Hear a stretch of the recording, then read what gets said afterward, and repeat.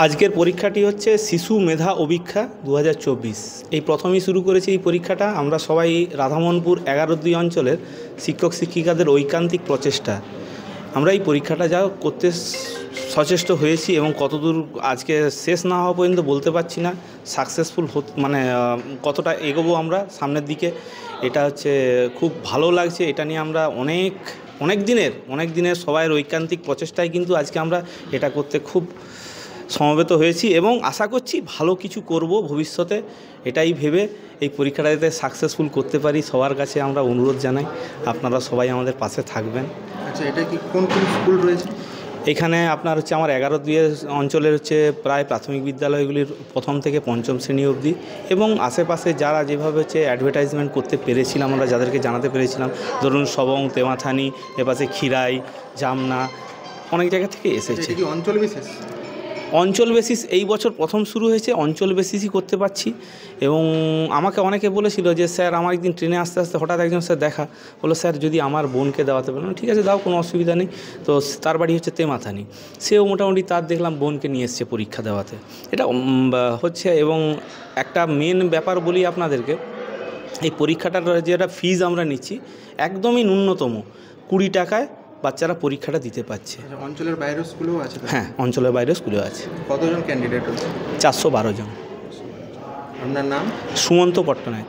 কোন স্কুলের দায়িত্বে? আমি হাতিবাড়িয়া প্রাথমিক বিদ্যালয় শিক্ষক।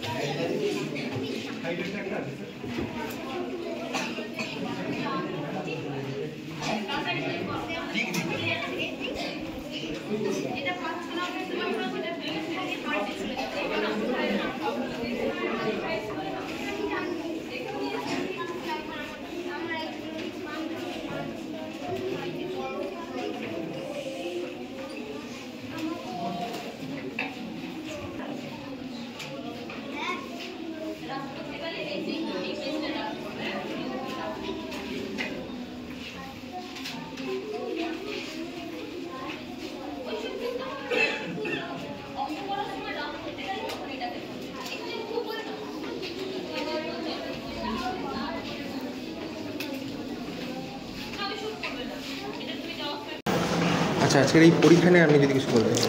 আজকের এই পরীক্ষা আমার কাছে খুবই একটা আনন্দদায়ক ব্যাপার। কেন যে আমি আজকে দীর্ঘদিন আমার এই পশ্চিম মেদিনীপুর জেলার এবং স্টেটের আমি একটা শিক্ষক সংগঠনের আমি একজন মেম্বার ছিলাম, আর আমার এই ব্লকেরও আমি একজন প্রেসিডেন্ট হিসাবে আমি কাজ করতাম আমার একটি সাংগঠনিক। তা আজকের দিনে সাংগঠনিক ব্যাপারে সেটা কেন নির্দিষ্টভাবে উল্লেখ করছি না, যেহেতু আমাদের এই এলাকাভিত্তিক বিভিন্ন পর্যায়ের সমস্ত ছেলেমেয়েরা, মূল কথা যেটা মেধা পরীক্ষার যে একটা ভালো দিক, এই অঞ্চল থেকেই প্রথম আমার যারা এই শিক্ষকরা আছেন ওনারা চেষ্টা করছেন। তো সেই জন্য আমাকেও আমন্ত্রিত করেছিল, আমি খুব এসেছি, আমাকে অভিভূত লাগলো। আমি এখন আমি এখন বনভূমি কর্মাধ্যক্ষ হিসেবে আমি এখন ডেবরা ব্লকে আছি। তো আমার দেখে খুব ভালো লাগলো যে শিশুদের মান উন্নয়নের জন্য এরকম পরীক্ষা ব্যবস্থার প্রয়োজন আছে। সেই জায়গায় এরা যে আজকে করেছে খুব সফল। আচ্ছা, পরীক্ষা যে হচ্ছে অভিভাবকদের পক্ষ থেকে কীভাবে সাড়া পেয়েছেন আপনারা? অভিভাবকদের পক্ষ থেকে এরা যখন প্রথম ডিক্লেয়ার করে তাতে সবাই চায় যে আমাদের সন্তানদের একটা মান উন্নয়নের জন্য আমাদের একটা মেধা পরীক্ষা করলে আমাদের তার মানটা আরও ভালো জানা যায়। তো সেই হিসাবে আমাদের আজকে এই অঞ্চল থেকে এরা ব্যবস্থা করেছে। অভিভাবকদের থেকে প্রচুর সাড়া পেয়েছি।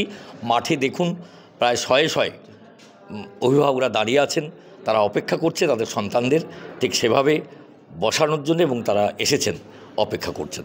তো এর থেকে বোঝা যাচ্ছে যে সাফল্যটা আমাদের অনেকটাই আমরা পেয়েছি।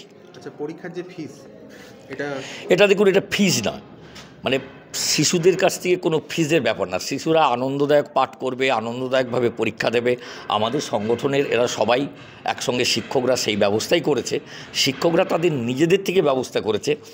প্রেমিসেসের মধ্যে কিছু কিছু ব্যবস্থাপনার জন্য কিছু যে খরচ খরচা ন্যূনতম যেটা দরকার আছে সেটা অভিভাবকদের কাছ থেকে ফিস বলে বলা যায় না, তাদের কাছ থেকে অনুরোধ করেছে যে আমাদের কিছু সহযোগিতা করুন। তারা ওই 20 টাকা করে একটু সহযোগিতা করছে। সৌমেন ঘোষ, আমি বর্তমানে ঘাটাল সাংগঠনিক জেলার একটি সাংগঠনিক লিডার হিসাবে আছি, আর বর্তমানে আমি বনভূমি কর্মাধ্যক্ষ পঞ্চায়েত সমিতির।